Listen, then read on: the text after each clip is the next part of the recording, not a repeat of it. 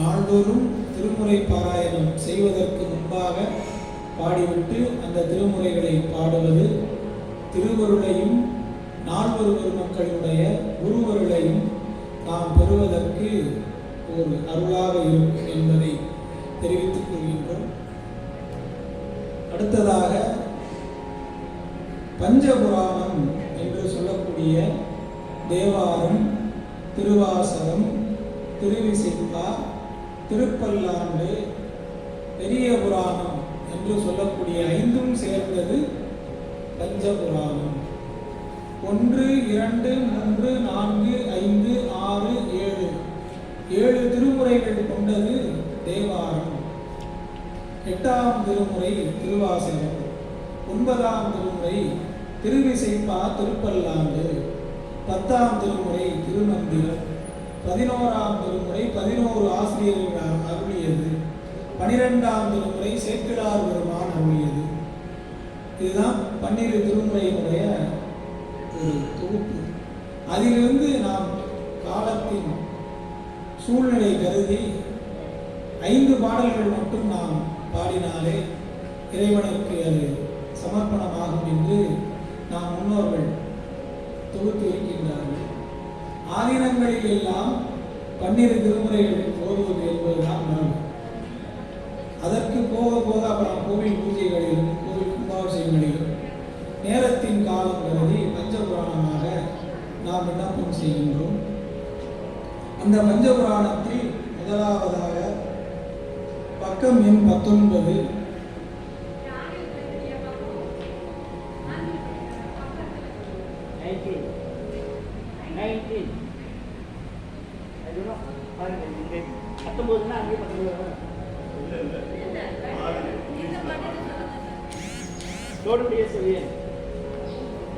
முதல் வரிசை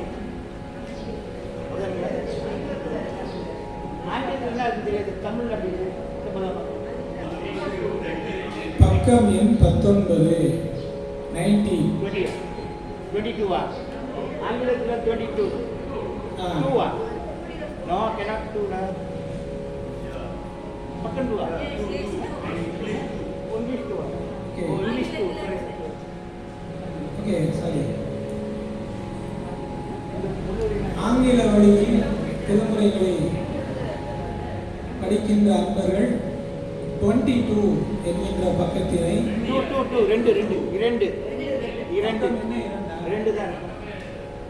பக்கம் எண் 2 நம்பர் 2 என்கின்ற பக்கத்தோடு ஆரம்பிக்குமாறு கேட்டுக்கொள்ளப்படுகிறார்கள். பாடலினுடைய பெயர் தேவாரம். பஞ்சபுராணத்தில் முதலாவதாக பாடுகின்ற பாடல்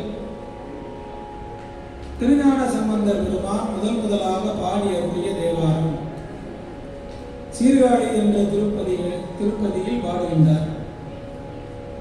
தோடுடைய செவியன் தோடுடைய செவியன் தோடுடைய செவியன்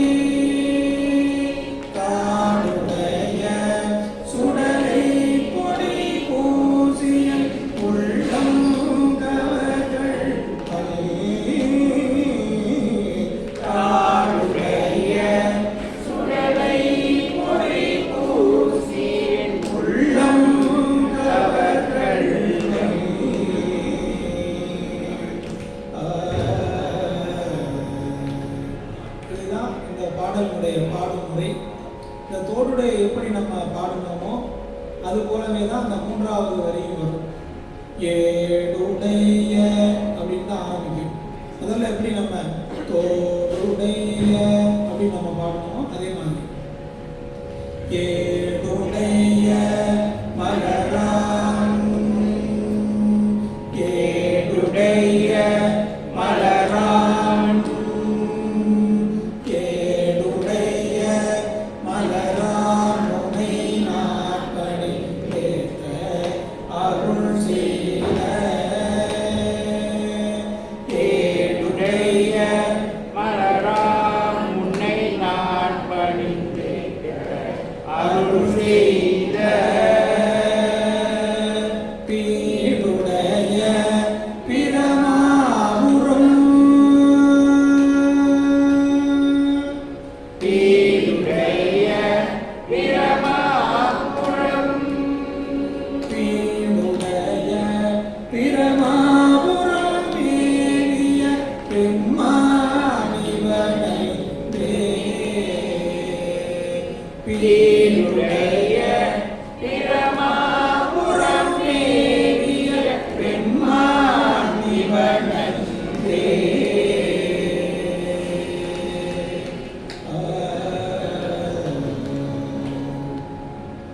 இந்த தேவாரத்தில் இது திருஞான சம்பந்தர் பெருமான் முதலாக பாடி அருளிய பாடல். அதனைத் தொடர்ந்து திருநாவுக்கரசு நாயனார் அருளிச் செய்த கூற்றாயினவாறு என்கின்ற பாடல். இந்த பாடலானது திருநாவுக்கரசர் பெருமானின் வயிற்றில் ஏற்பட்ட சூளை நோய் தாங்காமல் திரு அதிகை கடில வீரட்டானம் என்கின்ற திருத்தலத்தில் திருநாவுக்கரசர் பெருமான் பாடி அருளிய பாடல். தமிழில் புத்தகம் வைத்திருப்பவர்கள் பக்கம் எண் 19, ஆங்கிலத்தில் புத்தகம் வைத்திருப்பவர்கள் பக்கம் எண் 2 என்கின்ற பக்கத்தை தொடருமாறு கேட்டுக்கொள்ளப்படுகின்றார்கள். கூற்றாயினவாறு விளக்கவிலே, கூற்றாயினவாறு விளக்கவிலே, கொடுமை பல செய்தன நானறியே, கூற்றாயினவாறு விளக்கவிலே, கொடுமை பல செய்தன நானறியே, கூற்றாயினவாறு விளக்கவிலே, கொடுமை பல செய்தன நானறியே, கொடுமை பல செய்தன நானறியே, கொடுமை பல செய்தன நானறியே, ஏற்றாய் அடிக்கே, ஏற்றாய் அடிக்கே ஏற்றாய் அடிக்கே, இரம்பரலும் ஏற்றாய் அடிக்கே, இரம்பரலும் பிரியாது வண்ணங்குழை எப்பொழுதும், பிரியாது வண்ணங்குழை எப்பொழுதும். இதுதான் இந்த பாடல் பாடும் முறை. இந்த கூற்றாயினவாறு எப்படி நம்ம பாடணுமோ அது போலவே மூன்றாவது வரியும் தோற்றாதிமையேற்றே அகம்படியே, தோற்றாதின்மையின் அகம்படியே, உடலோடு துளக்கி முடக்கிட, உடலோடு துளக்கி முடக்கிட,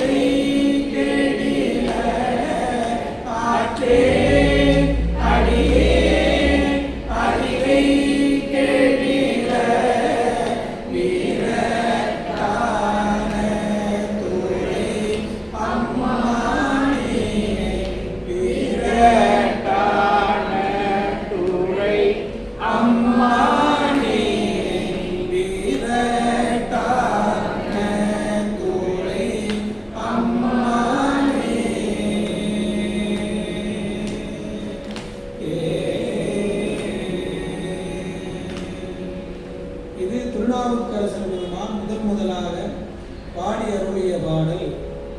அதனைத் தொடர்ந்து சுந்தரமூர்த்தி சுவாமிகள் பாடி அருளிய பாடல். ஆங்கிலத்தில் பக்கம் எண் 20, தமிழில் பக்கம் எண் 20, ஆங்கிலத்தில் பக்கம் எண்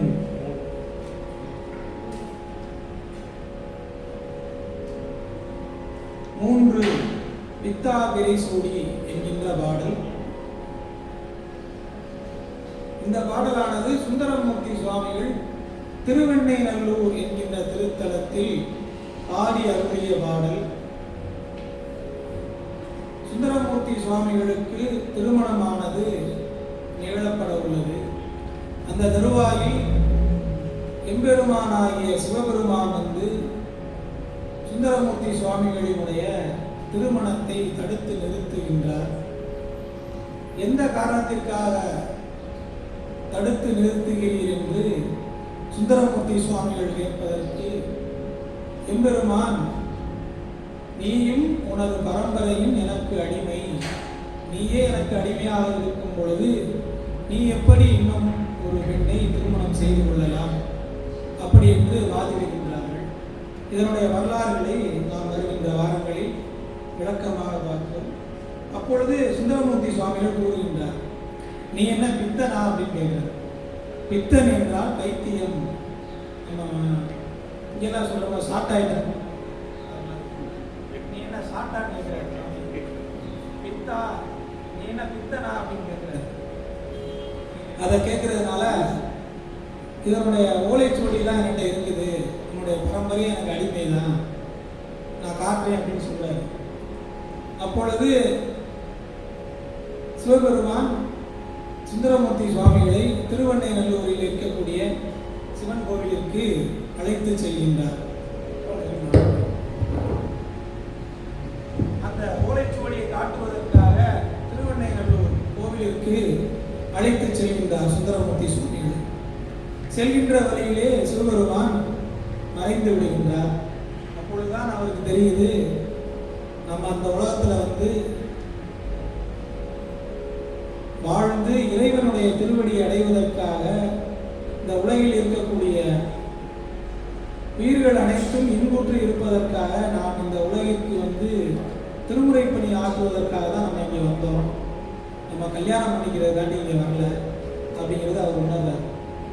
அப்பொழுது எம்பெருமானை புகழ்ந்து பாடுவதற்காக எப்படி பாடுவது என்று தெரியவில்லை என்று கோவிலில் கேட்கின்றார்.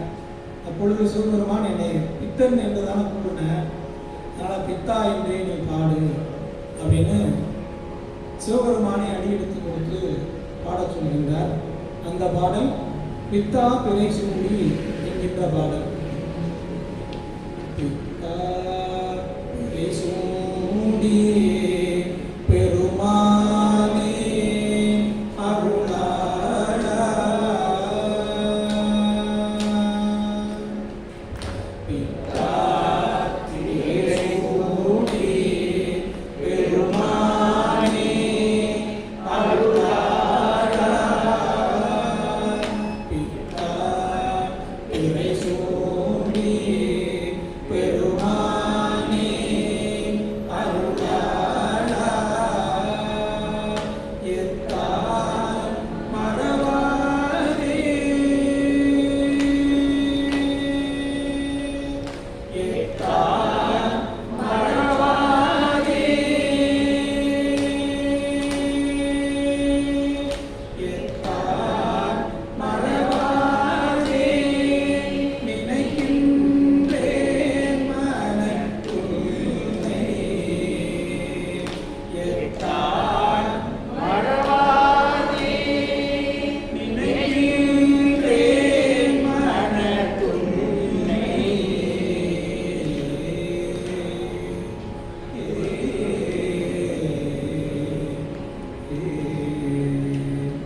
இதுதான் இந்த பாடலுடைய பாடுமுறை. பித்தா எப்படி நம்ம முதல் வரி பாடினோமோ அது போலவே அந்த மூன்றாவது வரியும் வைத்தாய் வெண்ணை என்பாய் வெண்ணை, வைத்தாய் வெண்ணை என்பாய்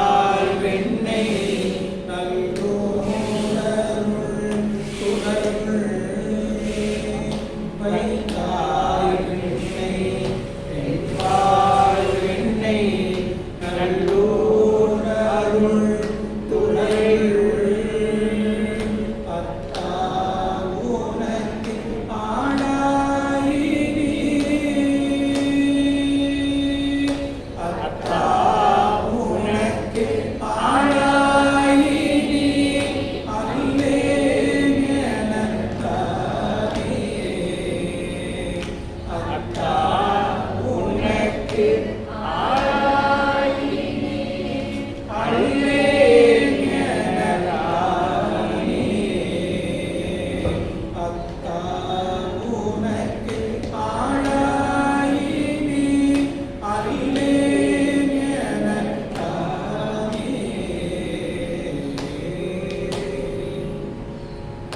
அத்தா உனக்கு ஆளாயினி அல்லேன் எனக்காதே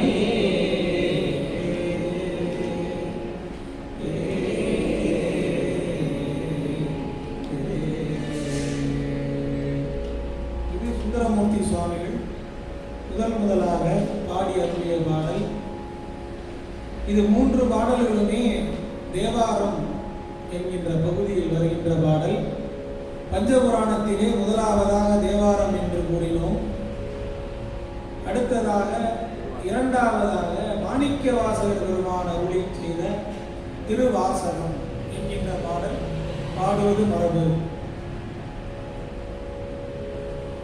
நமக்கு திருமுறை பாடல்கள் எல்லாம் நிறைய தெரியும் அப்படிங்கிறதுக்காண்டி நம்ம எந்த பாடலை வேணாலும் எந்த இடத்துல வேணாலும் பாடலாம் அப்படிங்கிறது ஒன்றும் கிடையாது. 7 திருமுறைக்குள்ள தேவாரத்தை நீங்கள் எப்படி வேணாலும் மாற்றி மாற்றி பாடிக்கலாம். முறைப்படி பாடணும் அப்படின்னம்னா 1ஆம் திருமுறை 2ஆம் திருமுறை 4ஆம் திருமுறை பாடிட்டு மறுபடியும் 1ஆம் திருமுறை பாடலாம். இந்த 7 திருமுறைகளுக்குள்ள நீங்கள் எந்த பாடல்கள் வேணாலும் மாற்றி நீங்கள் பாடிக்கலாம், பாராயணம் செய்யலாம். பாராயணம் செய்வதால் நமக்கு இறைவனுடைய திருவருள் கிடைக்கும். அதை முறைப்படி வழிவகுத்து வச்சிருக்காங்க நம்மளுடைய ஆதீனங்கள், நம்மளுடைய முன்னோர்கள் எல்லாம் வழிவகுத்து வச்சிருக்காங்க. அதில் என்ன சொல்றாங்க அப்படின்னம்னா, தேவாரம் பாடிக்கிட்டே இருக்கலாம். ஒரு மணி நேரம் தேவாரம் நம்ம படிக்க போகிறோம் அப்படின்னா ஒரு 20 நிமிஷமோ 40 நிமிஷமோ கூட நீங்கள் தேவாரம் பாடலாம். திருவாசகம்னு ஒரு பாடலை நீங்கள் பாடிட்டீங்க அப்படின்னா அடுத்தது தேவாரத்தை நம்ம பாட வரக்கூடாது. அப்படிதான் ஒரு மரபாக வச்சுருக்கோங்க. அந்த மாதிரி இந்த பஞ்சபுராணம்னா ஒரு தேவாரம் தான் பாடணும். இப்போ நம்ம வகுப்புங்கிறதுனால ஒவ்வொரு நாயன்மார்களும் முதலாக பாடியக்கூடிய பாடல் சொல்லிட்டு நம்ம 3 தேவாரத்தையும் நம்ம சொல்லி கொடுத்துருக்கோம். இந்த திருமுறை வகுப்பில் வந்து நீங்கள் ஏன் அப்படி பண்ணலை அப்படின்னு நம்ம கேட்கக்கூடாது. ஏன்னா வரம் கொடுத்த தலையில கையை வச்ச மாதிரி ஆகிடும். மறுபடியும் நான் தான் அதை சொன்னேன், அப்புறம் நானே அதை பின்பற்றாத மாதிரி ஆகிடும். கோவில்களில் பாராயணம் செய்வதும் இறைவனிடத்தில் விண்ணப்பம் செய்வதும் இதுதான் முறை. ஆனால் நம்ம வகுப்பில் படிக்கும் பொழுது அந்த முறையை நம்ம பின்பற்றுவது கிடையாது. அதை பின்பற்றவும் முடியாது. சில நூல்கள் வந்து முன்ன தான் போட்டிருக்காங்க. நம்ம அந்த நூல் அடிப்படையில் தான் படிக்கிறோம். இந்த இடத்துல இறைவனிடத்தில் நாம் விண்ணப்பம் செய்யும் பொழுது இந்த தேவாரம் பாடிய பிறகு திருவாசகம் பாடியாச்சு என்றால் மறுபடியும் நாம் தேவாரம் பாடாத அளவிற்கு நாம் ஜாக்கிரதையாக பாட வேண்டும். நமக்கு மட்டும்தான் விஷயம் தெரியும் அப்படின்னு கிடையாது. என்னை விட விஷயம் தெரிஞ்சவங்களாம் கீழே நிறைய பேர் உட்காந்துருக்கலாம், அவங்களுக்கும் தெரியும். அது மாதிரி நீங்கள் பாட போனாலும் உங்களை விட யாராவது விஷயம் தெரிஞ்சவங்க ஒருத்தவங்க இருந்தாங்கனாலும் அதை வந்து கேள்விக்கு உண்டாகும். அது மாதிரி தவறு நாம் செய்யாமல் இருக்கணும். அதனால் பஞ்சபுராணத்தில் இரண்டாவதாக பாடுகின்ற பாடல் திருவாசகம்.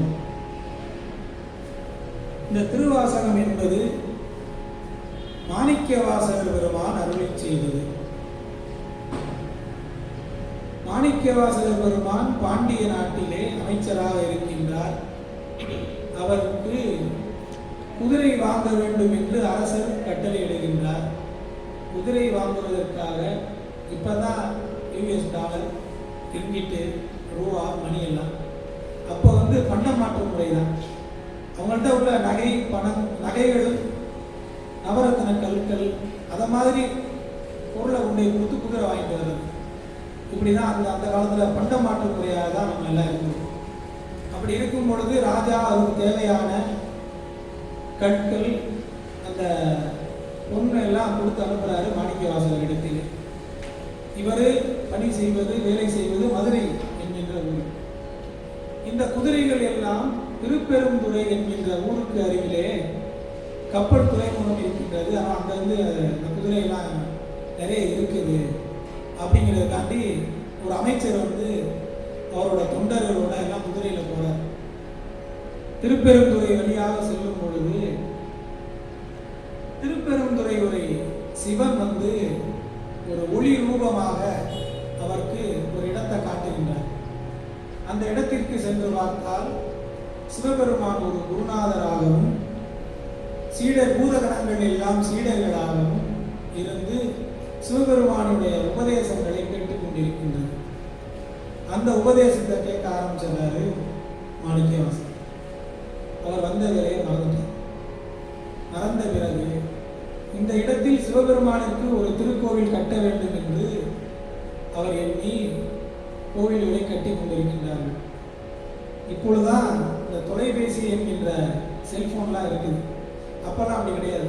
அமைச்சர் போயிட்டாருன்னா ஒரு மாதம் 2 மாதத்துல குதிரை வந்துடும் அப்படின்னு பாண்டியராஜா உட்காந்துருக்காரு. குதிரை வந்த பாடு இல்லை. அப்புறம் மறுபடி அரசாங்கத்திலிருந்து ஆள் அனுப்பி கேட்கும் பொழுது அவர் இங்கே வரலை, நீங்கள் கொடுத்த காசு அப்புறம் முன்னே கோயில் கட்டிட்டாரு, வர்றதுக்கு லேட்டாக ஆகும் அப்படின்னு அரசோட காதுக்கு போயிடுது. அதை மாதிரி மாணிக்கவாசகர் பெருமானுடைய வரலாறுகள் வந்து மிகவும் பழமையான வரலாறுகள். அதை வருகின்ற வகுப்புகளிலே நாம் விரிவாக சொல்ல இருக்கின்றோம். அப்படிப்பட்ட மாணிக்கவாசகர் பெருமான் சிவபெருமானை புகழ்ந்து பாடியது அருளியதுதான் திருவாசகம். இந்த திருவாசகத்தில் மொத்த எண்ணிக்கை 658 பாடல்கள் கொண்டது திருவாசகம். அந்த திருவாசகத்திலிருந்து ஒரு பாடல் பக்கம் எண் 20 தமிழ் புத்தகம் வைத்திருப்பவர்கள் 20, ஆங்கில புத்தகம் வைத்திருப்பவர்கள்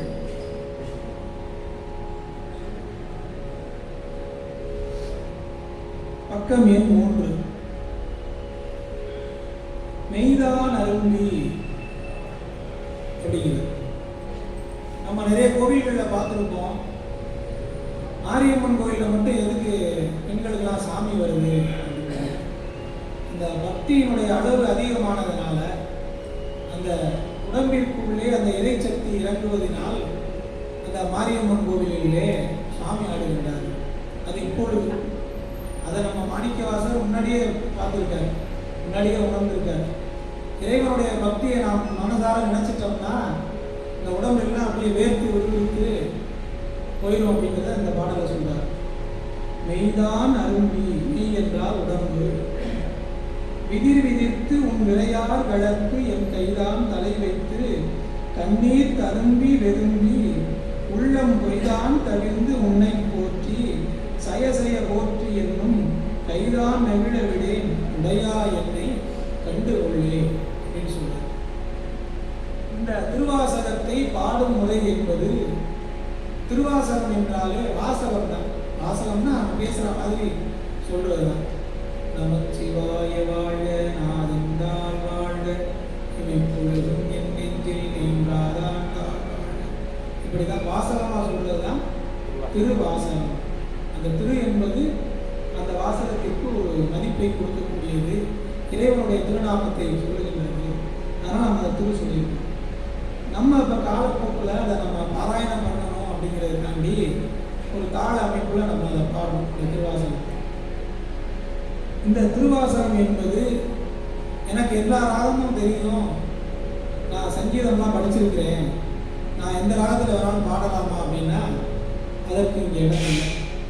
திருவாசகம் என்றால் மோகன ராகம் என்று சொல்லக்கூடிய ராகத்தை மட்டும்தான் பாடணும்னு நம்ம முன்னோர்கள்லாம் வழிவகுத்து வச்சிருக்காங்க.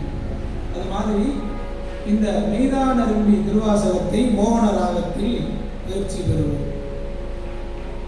மெய்தான் அரும்பி விதிர் விதிர்த்து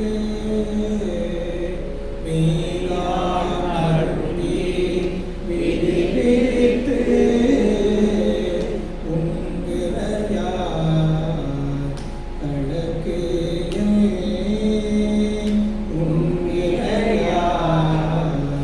கழக்கு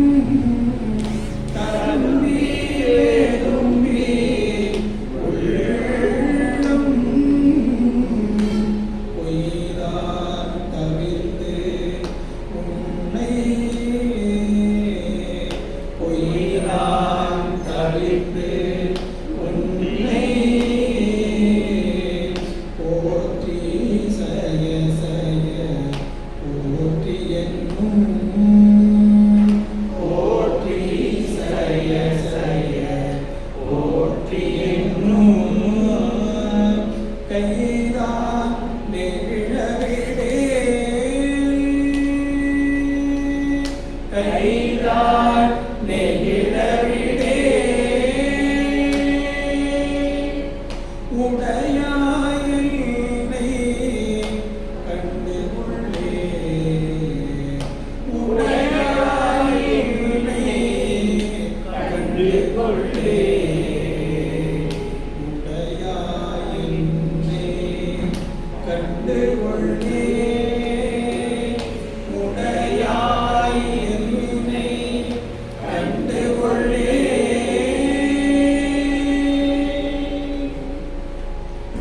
அடுத்ததாக திருமாளிகை தேவர் அருளிச் செய்த திருவிசைப்பா என்கின்ற பாடல். இந்த பாடலானது தில்லையம்பதியிலே பாடி அருளிய பாடல். இதற்கு ஆனந்த வேலவி என்கின்ற ராகத்தோடு பாடுவது மரபு. ஒளிவளர் விளக்கே உலப்பிலார் ஒன்றே ஒளிவளர் விளக்கே உலப்பிலார் ஒன்றே ஒளிவளர் விளக்கே உலப்பிலார் ஒன்றே ஒளிவளர் விளக்கே உலப்பிலார் ஒன்றே உணர்வு சூழ் கடந்ததோ உணர்வே உணர்வு சூழ் கடந்ததோ உணர்வே தெளிவளர் பளிங்கே திரள்மணி குன்றே தெளிவளர் பளிங்கின் திரள்மணி குன்றே சித்தத்துள் தித்திக்கும் தேனே சித்தத்துள் தித்திக்கும் தேனே அழிவளர் உள்ளத்து ஆனந்த கனியே அழிவளர் உள்ளத்து ஆனந்த கனியே அம்பலம் ஆடரங்காக அம்பலம் ஆடரங்காக வெளிவள தெய்வ கூத்துவந்தாயே வெளிவள தெய்வ கூத்துவந்தாயே தொண்டனே விளம்புமார் விளம்பே தொண்டனே விளம்புமார் விளம்பே.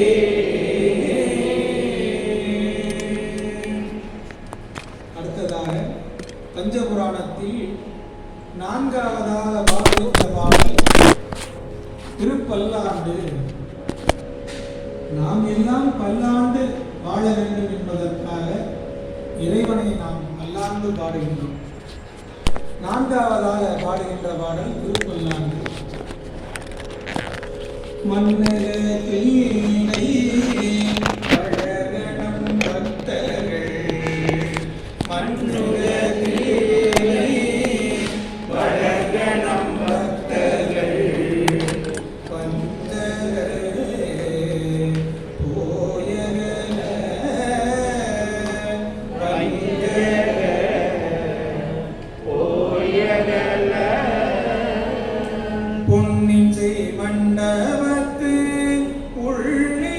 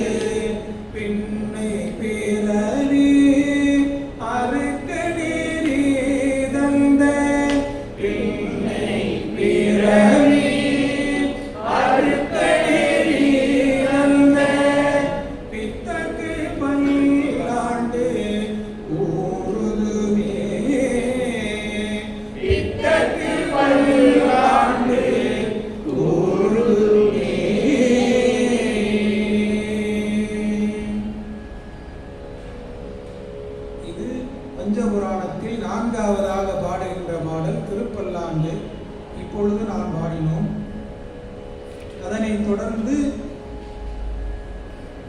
தமிழில் புத்தகம் வைத்திருப்பவர்கள் பக்கம் எண் 22, ஆங்கில வழியில் புத்தகம் வைத்திருப்பவர்கள் பக்கம் எண் 5 என்கின்ற பக்கம். 5ஆவதாக பாடுகின்ற பாடல் பெரிய புராணம். உலகெல்லாம் உணர்ந்து என்கின்ற பாடல். இதுதான் பஞ்சபுராணத்திற்குரிய முறை. அதற்கு முன்னாடி 2 பாடல்கள் உள்ளன. அது 10ஆம் திருமுறையிலிருந்து ஒரு பாடலும் 11ஆம் திருமுறையிலிருந்து ஒரு பாடலும் இருக்கின்றது. இந்த வகுப்பில் பஞ்சபுராணத்தோடு நிறைவு செய்கின்றோம். அதற்கு அடுத்து வருகின்ற வாரங்களில் அதற்கு உண்டான பாடல்களை பாடுவோம். இப்பொழுது பக்கம் எண் 22, உலகெல்லாம் உணர்ந்து ஓதற்கு அறியவன் என்கின்ற பாடல். எம்பெருமான் சிவபெருமான் இந்த உலகில் இருக்கக்கூடிய அனைத்து உயிர்களும் இறைவனை பூஜை செய்து உள்ளன என்று நம்ம தமிழ்நாட்டில் நிறைய கோவில்களில் எறும்பு பூஜை பண்ணியிருக்குது, ஆடு பூஜை பண்ணியிருக்குது, மாடு பூஜை பண்ணியிருக்குது, ஆனை பூஜை பண்ணியிருக்குது, பாம்பு பூஜை பண்ணியிருக்குது, சிவன் சிலந்தி பூஜை பண்ணியிருக்குது. இப்படி எல்லா உயிர்களும் பூஜை செய்து அந்த உயிர்களினுடைய ஆன்மா இறைவனிடத்தில் சென்று அடைகின்றது. அவ்வாறாக இருக்கக்கூடிய இந்த சிவபெருமான் உலகெல்லாம் உணர்ந்து ஓதற்கு அறியவன். உலகில் இருக்கக்கூடிய 84 100,000 வேணி உயிர்கள் கொண்ட அனைத்து உயிர்களும் இறைவனை ஓதி உணர்வதற்கு ஒரு பொருளாக எம்பெருமான் இருக்கின்றார். உலகெல்லாம் உணர்ந்து ஓதற்கு அறியவன். உலகெல்லாம் உணர்ந்து ஓதற்கு அறியவன். நிலமுலாவிய நீர்மலி கேணியன். நிலவுலாவிய நீர்மலி கேணியன். அலையில் சோதியன் அம்பலத்தாடுவார். அலையில் சோதியன் அம்பலத்தாடுவார். மலசிலம்படி வாழ்த்திவணங்குவார். மலசிலம்படி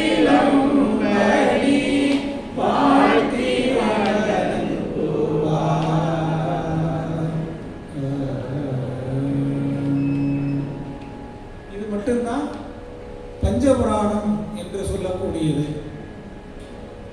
இந்த பஞ்சபுராணம் என்பது சிவபெருமானை மட்டுமே கூறுகின்ற பாடல்கள் அனைத்தும்.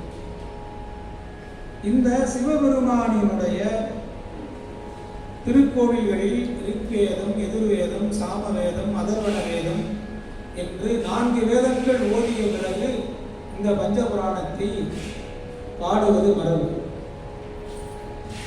இந்த திருமுறை நம்ம பாட போகிறோம் இல்லை கோவில்களுக்கு போகிறோம் அப்படின்னாலே அதற்கு உண்டான சீருடையோடு நாம் சென்று பாடுவது தான் மிகவும் சிறந்தது. பெண்களாக இருந்தால் புடவை அணிந்து கொண்டு, ஆண்களாக இருந்தால் வேஷ்டி துண்டு கட்டி கொண்டு தான் அந்த உபச்சாரத்தில் நம்ம பாடலாம். இல்லை அப்படின்னா இந்த மனிதனுடைய இந்த ஆன்மா இறைவனிடத்தில் சென்று அடைவதற்கு எந்த ஒரு தடையும் கிடையாது. ஆனால் இந்த கோவில்களில் இப்படி தான் பாடணும் அப்படின்னு நீங்கள் பிரியப்பட்டீங்கன்னா அதற்கு உண்டான உடையோடு சென்று பாடுவது தான் படித்தவர்களுக்கு ஒரு அழகு. எனக்கு தேவாரம் தெரியும் அப்படின்னு சொல்லிட்டு பேண்ட் செட்டோடு போய் நம்ம ஒரு தேவாரத்தை பாடக்கூடாது. அந்த பூஜை நேரங்களில் மட்டும். மற்ற நேரங்களில் நம்ம இறைவனிடத்தில் நம்மளுடைய விண்ணப்பத்தை செய்யலாம். இந்த திருமுறைகளுக்கு என்ன ஒரு சிறப்பு அப்படின்னா, குருக்கள் ஐயாலாம் மந்திரம் சொல்லும்போது பார்த்தீங்கன்னா கையில் பூ வச்சுருப்பாங்க. அந்த மந்திரத்தெல்லாம் சொல்லி அதுக்கப்புறம் அந்த பூவை கொண்டு போய் சேர்ப்பாங்க. அதை கொண்டு போய் சேர்க்கறதுக்காண்டி கர்ப்பப்புல், பூவு, தண்ணீர் இதெல்லாம் வச்சு தான் சேர்ப்பாங்க. ஒரு பொருளை வைத்து அந்த மந்திர பொருட்களை இறைவனிடத்தில் சாத்துகின்றார்கள். ஆனால் இந்த திருமுறை பாடல்கள் மட்டும் அப்படி அல்ல. இறைவனிடத்திலே நாம் ஓதுவது நேரடியாக இறைவனை சென்று அடைவது. அதற்குண்டான தகுதியோடு நாமும் இருக்க வேண்டும். நாம் இந்த ஜென்மத்தில் இறைவனுடைய திருவருளை நினைந்து திருவருளை பெறுவதற்கு தினமும் ஒரு பஞ்சபுராணமாவது நாம் குளித்து முடித்தவுடன், வேலைக்கு போயிட்டு வந்து படிக்கிறேன் அப்படின்லாம் கிடையாது. எப்போ நம்ம காலையில் குளிச்சு முடிக்கிறோமோ ஊதி ஏற்றுட்டு ஒரு பஞ்சபுராணமாவது ஒரு 5 நிமிஷம் ஒதுக்குனா போதும். 24 மணி நேரத்தில் அந்த ஒரு 5 நிமிடமாவது இறைவனை நாம் மனதார நமக்கு தெரிந்த மொழிகளில், அதுதான் முக்கியம், நமக்கு தெரிந்த மொழிகளில் உள்ள பாடல்களில் இறைவனுடைய திருவருள் எப்படியெல்லாம் இருக்கின்றது, இறைவனுடைய நாமங்கள் எல்லாம் எப்படி இருக்கின்றது, இறைவன் எவ்வாறு எல்லாம் இருக்கின்றார் என்பதை இந்த பாடல்கள் மூலமாக நாம் மனம் மொழி மெய்களினாலே இறைவனை வழிபாடு செய்வது மிகவும் சாலச் சிறந்த ஒன்று. இந்த பஞ்சபுராணம் பாடி முடித்த பிறகு திருப்புகழ் பாடி நிறைவு செய்வது என்பது மரபு. அதுபோல அருணகிரிநாதர் பெருமான் பாடி அருளிய பாடலில் ஒரு பகுதி திருப்புகழ் என்று சொல்லுகின்றோம். இந்த திருப்புகழ் எல்லாமே சந்தத்தின் அமைப்பில் அமைந்த பாடல்கள். தமிழில் புத்தகம் வைத்திருப்பவர்கள் பக்கம் எண் 23 என்கின்ற பக்கத்தில் தொடர வேண்டும். ஆங்கிலத்தில் புத்தகம்